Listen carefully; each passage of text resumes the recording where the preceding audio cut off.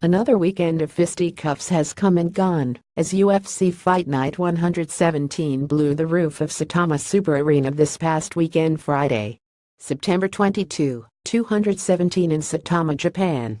Related live UFC Japan results and play-by-play. Plenty of fighters were left licking their wounds, including Yoshinakami, who was choked out by Ivan St. Preux in the very first round of their headlining light heavyweight bout, and Claudia Gadelha, who was left a bloody mess after her 3-round scrap against Jessica Andrade. Related, Gadelha offers no excuses following UFC Japan loss, but which fighter is suffering from the worst post-fight hangover, now 2 days removed from the show? Takanori Gomi. Going into his fight against Dong Hyun Kim, the Fireball Kid was on the worst losing skid of his career, dropping his previous 4 bouts inside the octagon. And in the blink of an eye, things went from bad to disastrous for the former Pride FC lightweight champion. In the very first round, Kim clipped Gomi with a hard right and ultimately ended the fight with a barrage of punches in what seemed like an early stoppage. But, after further review, the referee made the right call, as Takanori was covering up for dear life. Related recap: Kim crushes Gomi in 90 seconds, that is now 5 straight losses for the 39-year-old, all via finish, all in the very first round. Gomi's downfall has happened over the course of the last 3 years. Still, it's not hard to see that Gomi hasn't been the same in the decade that Pride FC shut down.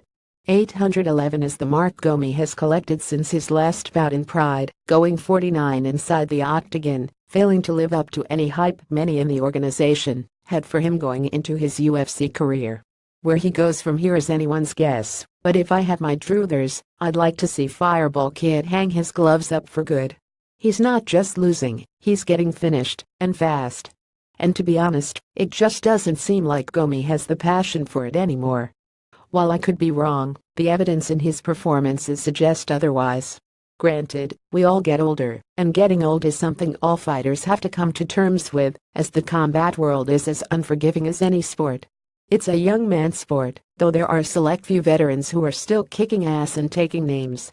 That said, a turnaround for Gomi simply doesn't seem to be on the agenda. While he can work somewhere else, it seems retirement is the best option, for his health's sake. No one wants to see him getting finished in lighting fist fashion, and no one wants to see him try to get back on track.